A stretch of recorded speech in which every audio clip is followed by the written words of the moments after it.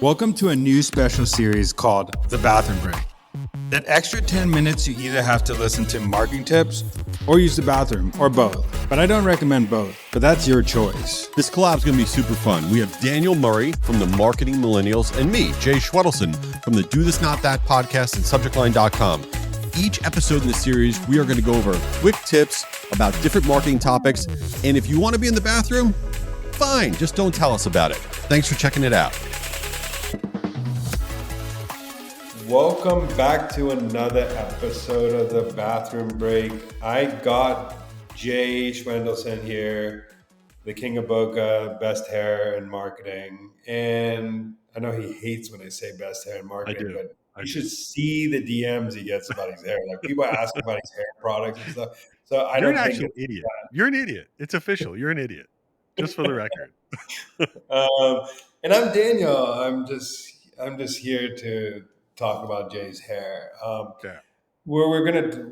We today are gonna talk about something we're really good at, which is failing at stuff. So, Jay, you want to bring in one of your biggest failures you've had in the last, let's say, couple years? Yeah, I think failure is so valuable, and people sometimes get scared of failure. But to me, I live life by a very simple thing, which is that regret is worse than failure. So I'd rather try a million things, have them all fail, than say, "Oh, I should have tried that. I didn't try that." And so one of the things that we tried in my media company, Guru Media Hub, is we thought we should have an awards program. And we had this great idea that we were going to make awards in all these different marketing categories, like best email newsletter and best landing page and best all this other stuff. And we launched Guru Awards, and we rolled it out, and we committed all this money to doing it, and it was nonsense. The only people who cared were the people that won. Nobody else cared about the other people winning the awards, and it was bad. It was just not cool. Um, but coming out of that, though, we were able to see what people were interested in. You know, what type of media products, what type of things people were interested in, and it opened our eyes to doing all sorts of other stuff. And that is what I found in every situation. That when you fail, you don't just like, all right, I failed and now I disappear. Opportunities present themselves that you never would have expected. So I'm a big fan of failing. I'm very good at it. What about you, Daniel? Have you failed with any of your endeavors?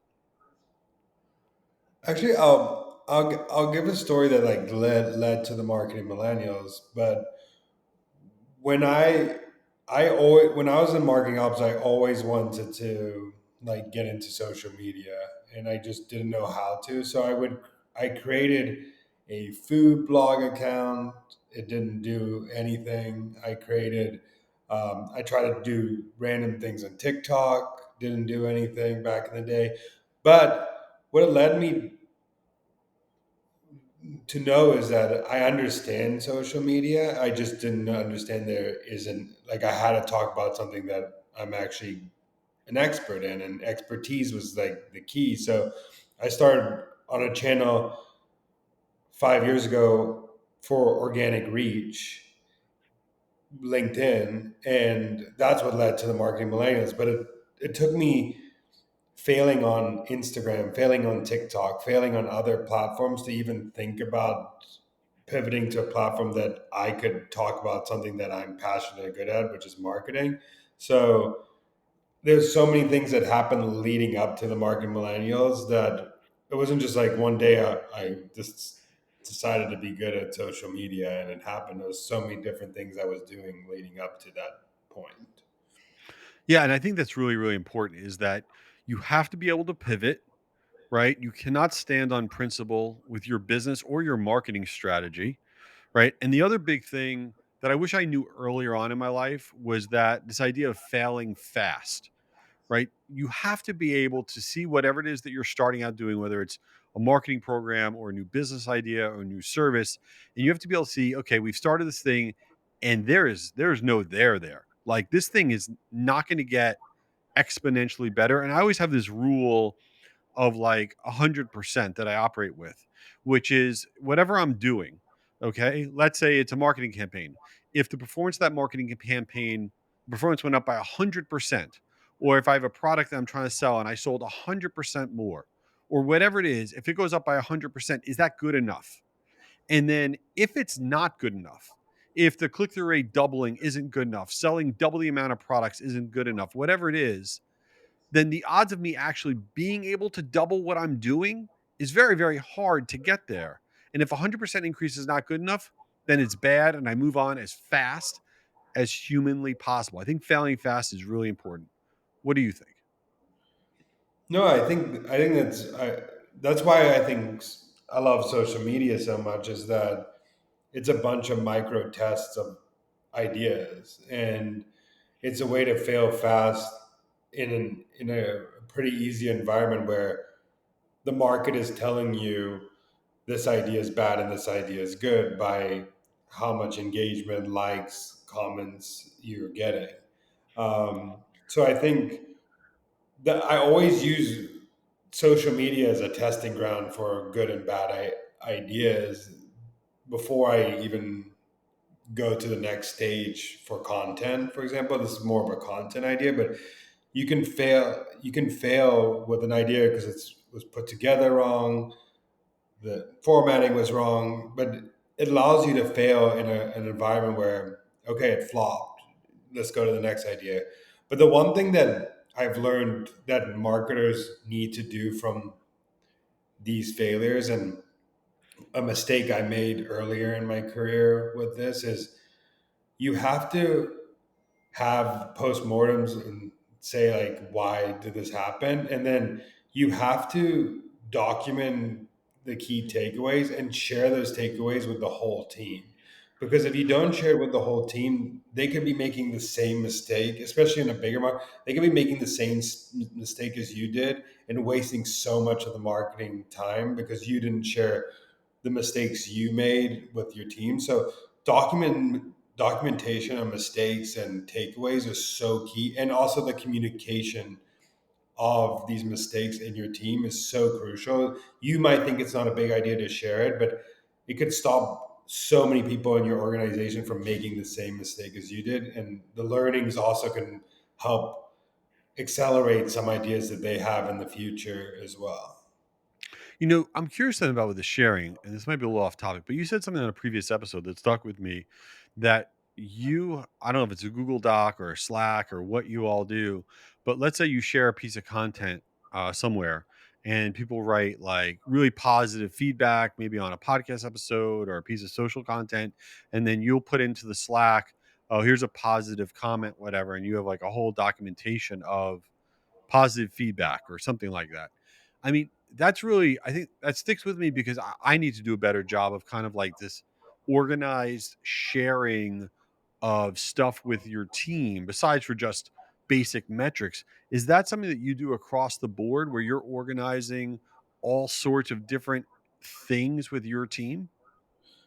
With the sharing thing we do is we have like an emoji that zaps it into a file that keeps all the testimonials we have. So you put one emoji on you can use the whole org can't use this emoji, but this emoji only zaps testimonials to where you want to go to keep a repository of this. And it also helps for now, like the marketing team can like put it on websites that we use or landing pages and stuff like that. So that's one thing we do. I mean, there's also channels for like marketing meme inspiration, like marketing inspiration.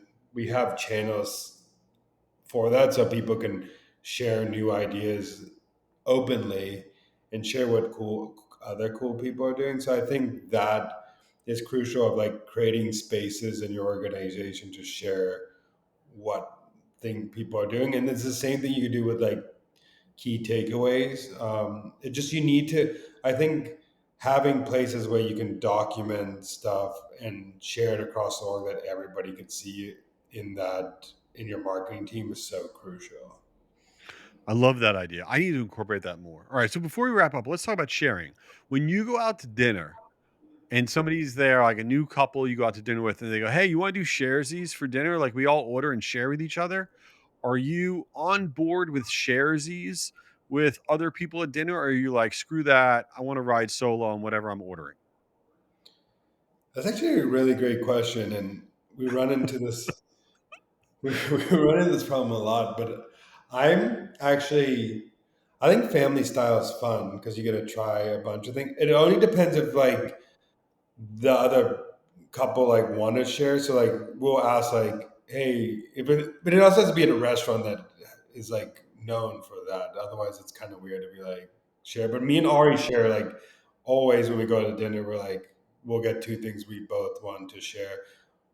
Ari and her family always are like, let's share everything. But my brother is like anti like sharing things.